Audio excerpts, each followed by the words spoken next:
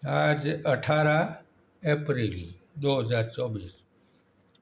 अभी मैं फिल्म नौकरी, पुरानी फिल्म नौकरी का गीत सुनाऊँ, दो गीतों की झलक सुनवाऊँगा, जिसमें हीरो किशोर कुमार थे, हीरोइन शीला रामाणी थी।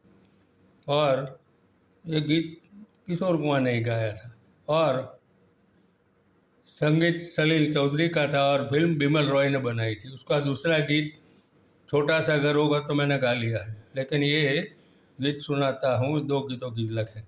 ये अर्जी हमारी, ये मर्जी हमारी, जो सोचे बिना ठुकराओगे, देखो बड़े पछताओगे।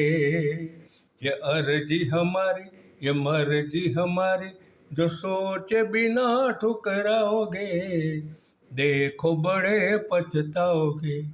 दिल ही हमारा बचा न बेचारा, तो किस पे ये तीर चलाओगे।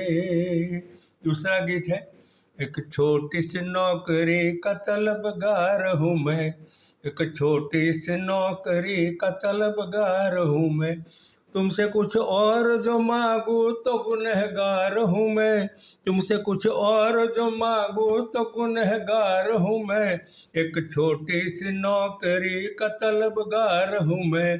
बस ये अचानक हो गया।